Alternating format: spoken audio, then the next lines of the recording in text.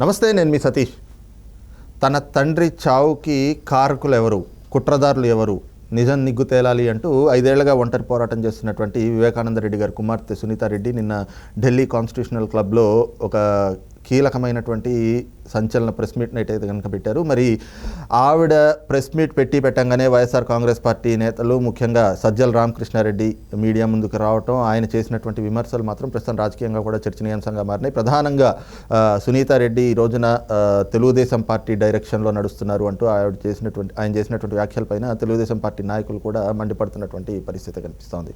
మరి సజ్జల రామకృష్ణారెడ్డి కామెంట్స్ని ఏ విధంగా చూస్తారు, మరి ఆయన చేసినటువంటి వ్యాఖ్యల్లో ఎలాంటి స్పందిస్తారు, ఆ వ్యాఖ్యలపైన అనేటువంటి అంశాలు మనతో చర్చించేందుకు తెలుగుదేశం పార్టీ జాతీయ అధికార ప్రతినిధి ప్రొఫెసర్ జ్యోత్స్న గారు ఉన్నారు. మేడం నమస్తే. నమస్కారం అండి.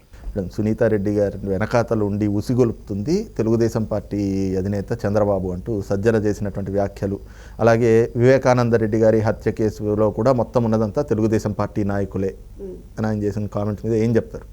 అంటే గత 5 సంవత్సరాల నుంచి అధికారంలో వాళ్ళు ఉన్నారని మర్చిపోయాడా సజ్జలే ఉన్నా? మర్చిపోయాడా? ఒకవేళ మేమే ఉంటే, మా పార్టీయే ఉంటే ఏం చేస్తున్నారు? 5 సంవత్సరాల నుంచి ఏం చేస్తున్నారు? గాడిదలు కాస్తున్నారా? అనొచ్చుగా మేము కూడా, మాకు నోళ్ళు ఉన్నాయిగా 2 నిమిషాలు అనడానికి. నేను ఒకటే ఏం అడుగుతున్నా అంటే, ఇవాళ రోజున నేను కాదు, సునీతారెడ్డి గారు అడిగారు. నేను ఏం అడిగారు అన్నా, నేను నీ దగ్గరికే ఫస్ట్ వచ్చాను, వాళ్ళ దగ్గరికి వెళ్ళలేదు. నేను ఒక చీఫ్ మినిస్టర్గా, ఒక అన్నగా నేను నీ దగ్గరికే ఫస్ట్ వచ్చాను. కానీ నువ్వు ఈ కేసుని నువ్వు మర్చిపో అని చెప్పావు. సిబిఐ కనుక కేసు ఇచ్చాము అని అంటే మన అవినాష్ రెడ్డి బీజేపీలోకి వెళ్ళిపోతాడు. నా మీద ఆల్రెడీ 11 కేసులు ఉన్నాయి, ఇంకో 12వ కేసు అవుతుంది. ఇవన్నీ ఆయన మాట్లాడారు, ఆవిడ చెప్పారు. వాళ్ళిద్దరి మధ్య ఏం మాట్లాడారు?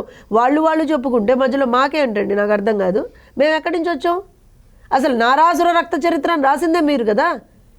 అదే అడుగుతున్నా, 5 సంవత్సరాల నుంచి ఏం చేశారు మీరు? అండ్ ఇంకో విషయం, అసలు నిన్న సునీతారెడ్డి అడిగినటువంటి ప్రశ్నలు ఎవరిని అడిగారు? జగన్మోహన్ రెడ్డి. మరి ఈయన ఎందుకు మధ్యలో వచ్చాడు? ఈయనకేం సంబంధం? అసలు ఈయన ఎందుకు మధ్యలోకి వచ్చాడు? ఏం మాట్లాడుతున్నాడు? సునీతారెడ్డి అడిగినటువంటి ప్రశ్నలకు సమాధానం చెప్పాలి కదా. ఆవిడ ఏం అడిగారు? అసలు ఆ కేసుకి సంబంధించినటువంటిది ఎందుకు పురోగతి లేదు? ఎందుకంటే మీరు అధికారంలో ఉన్నారు కాబట్టి. ఆ రోజును గుండెలు బాదుకున్నారు కదా, మా చిన్నాన్నని చంపేశారు, నారాసుర రక్త చరిత్ర అని చెప్పి పెద్ద పెద్ద అక్షరాలతో మీరు కదా వేసుకుంది. మరి అలాంటప్పుడు మీ ప్రభుత్వం 5 సంవత్సరాల నుంచి ఉన్నప్పుడు మీరేం వెలగబెట్టారు? ఆ కేసు ఎందుకు ముందరికి వెళ్ళట్లేదు? ఇది తన అడుగుతోంది. ఒక కూతురుగా తన నాన్నని చంపింది ఎవరో తెలుసుకోవాలి అనేటువంటి ఒక బాధ, ఆవేదనతో ఇవాళ ఒక కూతురు అడుగుతున్నటువంటి ప్రశ్న. దాన్ని కూడా అర్థం చేసుకోలేరు వీళ్ళు. అంటే ఇక్కడ మనం ఎవరి నుంచి ఎక్స్పెక్ట్ చేస్తున్నాం అనేటువంటిది కూడా చాలా ఇంపార్టెంట్ అవుతుందండి. సొంత తల్లిని పార్టీ నుంచి గెంటేశాడు, సొంత చెల్లిని ఆయన కోసం రాష్ట్రం నుంచే గెంటేశాడు. కాళ్ళకి బల్పం కట్టుకు తిరిగినటువంటి చెల్లిని రాష్ట్రం నుంచే గెంటేశాడు. అలానే సొంత బాబాయిని లోకం నుంచే గెంటేశాడు.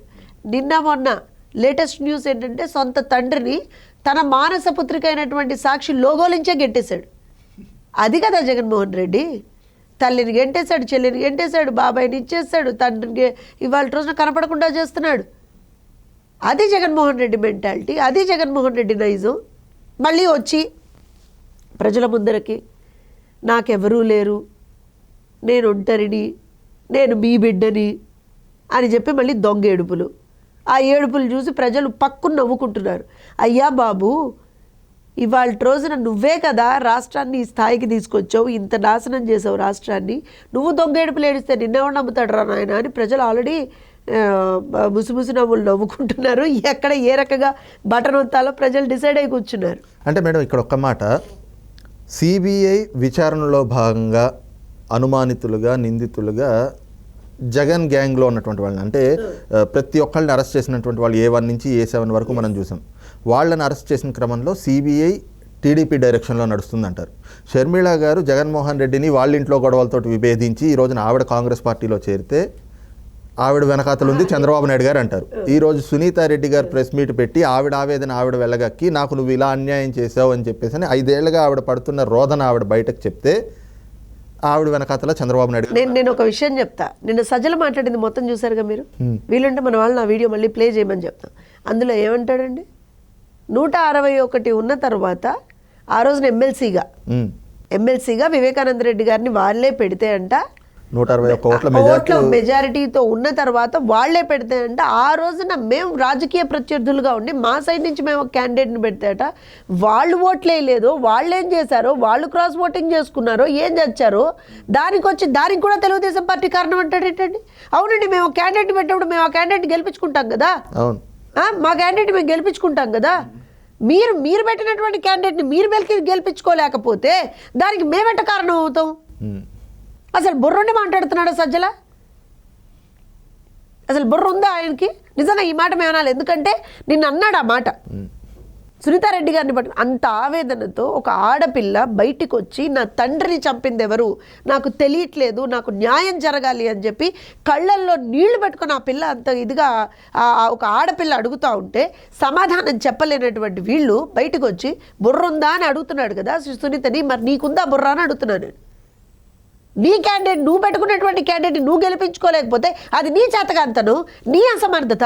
పక్క పార్టీ మీద పడి ఏడుస్తావు ఎందుకు?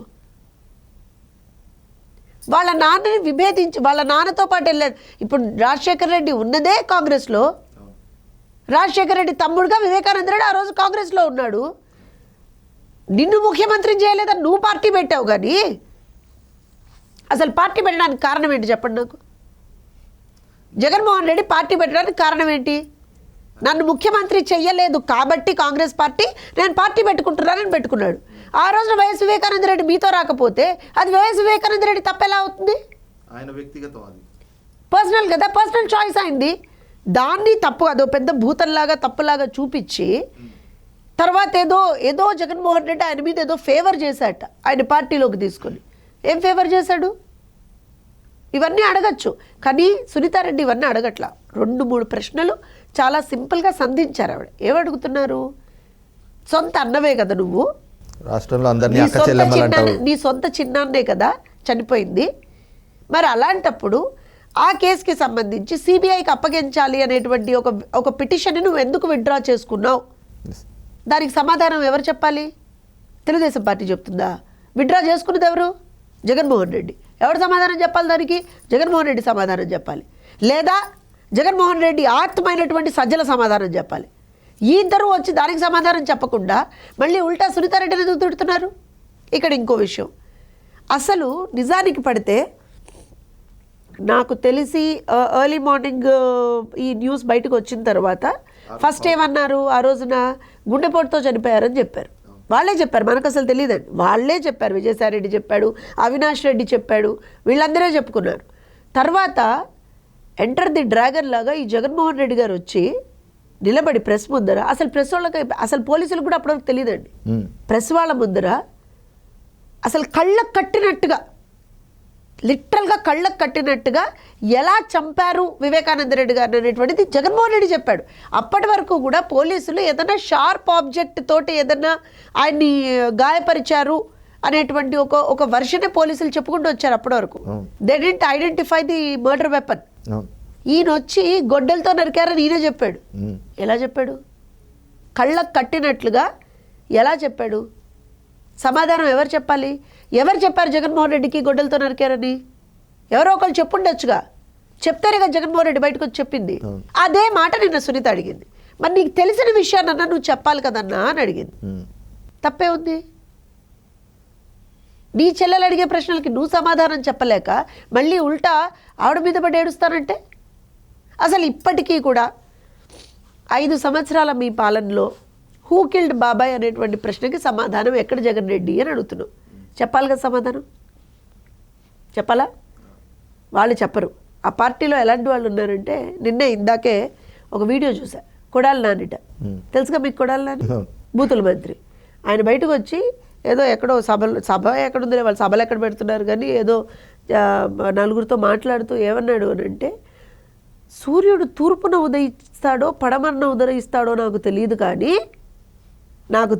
కానీ జగన్మోహన్ రెడ్డిట రాబోయే తరుణంలోట ఆయనే ముఖ్యమంత్రిగా అవుతాడు. ఎప్పుడుట? మే ఎండింగ్ట.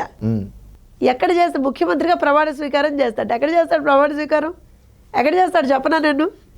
ఆయన ఇదివరకు ఉన్నటువంటి చెంచల్గూడ జైల్లోనూ, లేకపోతే జర్మల్ జైల్లోనూ, లేకపోతే ఈ మధ్య కొత్తగా కొనుక్కున్నటువంటి లండన్ ప్యాలెస్లోనూ, లేకపోతే నిన్నగాక మొన్న కట్టుకున్నటువంటి ఏమన్నా మరి ఈ కొత్త ప్యాలెస్ ఇంకోటి కట్టుకున్నాడు కదా ఋషికొండలోను, 25-26 లక్షలు పెట్టి ఒక బాత్ టబ్ వేసుకున్నాడు చూడండి. అలాంటి అక్కడేమన్నా మరి చేస్తాడేమో తెలియదు. ఎక్కడ చేయడం ఏంటండి నాకు అర్థం కాదు. అక్కడ అసలు క్యాండిడేట్ నిలబడడానికి క్యాండిడేట్ లేరు. ఇలా తెలుగులో అలా ఏడుస్తాయి. సూర్యుడు ఎక్కడ ఉదయిస్తాడో, ఏ సైడ్ ఉదయిస్తాడో కూడా తెలియనోడు కూడా ఇవాళ రోజున వచ్చి రాష్ట్ర భవిష్యత్తు గురించి మాట్లాడతాడే. నిజానికి పడితే ఇవాళ రోజున నిలబడ్డానికి క్యాండిడేట్ లేరు. మీకు ఎగ్జాంపుల్ చెప్తాం, నిజంగా నవ్వొస్తుంది. మంగళగిరిలో నారా లోకేష్ గారు మా అభ్యర్థి. లాస్ట్ టైం ఆయన కంటెస్ట్ చేశారు, ఓడిపోయారు. అయినా సరే కాన్స్టిట్యున్సీలో ఆయన పని చేసుకుంటున్నారు. ఈసారి మళ్ళీ ఆయన అభ్యర్థిత్వాన్ని చంద్రబాబు నాయుడు గారు మొన్న అనౌన్స్ చేశారు. తెలుగుదేశం జనసేన ఉమ్మడి అభ్యర్థిగా నారా లోకేష్ గారు మంగళగిరి నుంచి కంటెస్ట్ చేస్తున్నారు.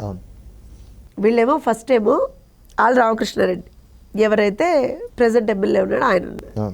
తర్వాత లేచి తూచి ఆల్ రామకృష్ణారెడ్డి కాదు, గంజి చిరంజీవిని పెడుతున్నాం, అతన్ని మేము తెలుగుదేశం నుంచి తెచ్చుకున్నాం, సో ఖచ్చితంగా అతన్నే పెడుతున్నాం అని చెప్పి అతనికి నాకు తెలిసి ఇన్ఛార్జ్ లాగా కూడా ఏదో ఇచ్చినట్టు. మళ్ళీ తూచి ఆయన కాదు అని ఇంకొక ఆవిడ పేరు ఎవరి పేరో తీసుకొచ్చారు. మళ్ళీ ఆవిడ వచ్చిన తర్వాత ఆల్ రామకృష్ణారెడ్డి గారిని మళ్ళీ వీళ్ళు వాపస్ తెచ్చుకొని లేదు మళ్ళీ ఈయనకే టికెట్ ఇస్తారేమో అన్నారు. మళ్ళీ నిన్న సడన్గా అవుట్ ఆఫ్ ది బ్లూ ఇంకో కొత్త పేరు తీసుకొచ్చారు. అంటే మంగళగిరి కాన్స్టిట్యున్సీ కోసం వీళ్ళకు ఒక క్యాండిడేట్ కూడా దొరకట్లేదు. ఇలా రాష్ట్రంలో ఆల్మోస్ట్ ఒక 90 నుంచి 100 కాన్స్టిట్యున్సీస్లో పరిస్థితి ఉందండి. 175లో వైనాట్ 175/175 దేవుడు ఎరుగు. అది నేను వాస్తవం చెప్తున్నా మీకు. అసలు జగన్మోహన్ రెడ్డి పులివెందుల నుంచి నిలబడతాడో లేదో తెలియదుట. మన వైఎస్ఆర్సీపీ వాళ్ళే చెప్తున్నారు కొంతమంది బయటకు వచ్చి, పాపం మా పేర్లు ఏం చెప్పకండి, నిజమే ఇదే పరిస్థితి అండి, ఆయన నిలబడతాడో లేదో తెలియదు, ఎందుకంటే అక్కడ ఓడిపోయే పరిస్థితి కనబడుతుంది, సో జమ్మల మడుగో లేకపోతే ఇంకెక్కడికోనో వెళ్దామని ఆలోచిస్తున్నాడని చెప్పుకుంటున్నారు వాళ్ళు, లేదా 2 చోట్ల నిలబడతాడని. అంటే ఇవాళ పరిస్థితి ఏంటంటే ఇంత వ్యతిరేకత ప్రజల్లో వాళ్ళ మీద ఉన్నప్పుడు ఎవరైనా సరే వాళ్ళకి ఎగెన్స్ట్గా మాట్లాడదు. ఇప్పుడు వాళ్ళు చేసినటువంటి తప్పిదాలను ఎవరైనా చెప్తారండి. ఆవిడ 5 సంవత్సరాలు పాపం ఆవిడ ఎంత బాధను దిగమింగుకొని ఇవాళ ఖచ్చితమైనా సరే నేను చెప్పాలి. నేను ఇవాళ ఆవిడ ఏమంటున్నారు, నాకు న్యాయం జరగట్లేదు, కనీసం ప్రజాకోర్టులో అయినా నాకు న్యాయం జరుగుతుందని నేను భావిస్తున్నాను అని అంటున్నారు. ఆవిడ తప్పే ఉంది. మరి మీరు ఆవిడ అడిగిన ప్రశ్నలకు సమాధానం చెప్పచ్చు కదా. అదేం చెప్పకుండా బయటకు వచ్చి ఉల్టా ఆవిడని తిడితే అది నిజంగా ఎంతవరకు సమంజసం అనేటువంటిది వాళ్ళు ఆలోచించుకోవాలి. ప్రజలు కూడా చూస్తున్నారు. ప్రజలు ఇలాంటివన్నీ చూసే సొంత చెల్లె నిన్ను కాదనుకుంది, సొంత తల్లే నిన్ను కాదనుకుంది, నువ్వేంట్రా నాయన మమ్మల్ని ఉద్ధరించేది అని చెప్పి ప్రజలు బై బై అని చెప్పి చెప్తున్నారు జగన్మోహన్ రెడ్డికి. రైట్, ఇది చూస్తున్నాం కదా. ముఖ్యంగా ఏదైతే 5 ఏళ్లుగా తాను అనుభవిస్తున్నటువంటి ఆవేదనను, ఆ బాధను నిన్న సునీత రెడ్డి అయితే చెప్పుకున్నట్లుగా తెలుస్తోంది. అయితే ఆవిడ సంధించినటువంటి ప్రశ్నలకు సమాధానం చెప్పాల్సిన జగన్మోహన్ రెడ్డి ముఖం చాటేస్తూ ఉంటే సజ్జల రామకృష్ణారెడ్డి వచ్చి మాత్రం సిగ్గు వదిలేసినటువంటి వ్యక్తిగా ఈ రోజున ఆయన చేస్తున్నటువంటి వ్యాఖ్యలు అయితే కనిపిస్తూ ఉన్నాయి. కానీ ప్రజలకి వాస్తవాలు తెలుసు కాబట్టి ఖచ్చితంగా రాబోతున్నటువంటి ఎన్నికల్లో ప్రజా కోర్టులో జగన్మోహన్ రెడ్డికి, వైఎస్ఆర్ కాంగ్రెస్ పార్టీకి కూడా ప్రజలే సరైనటువంటి తీర్పును కూడా ఇస్తారు అన్నటువంటి భావన అయితే కనుక తెలుగుదేశం పార్టీ జాతీయ అధికార ప్రతినిధి ప్రొఫెసర్ జ్యోత్స్న గారు వ్యక్తం చేస్తూ ఉన్నారు. Thank you.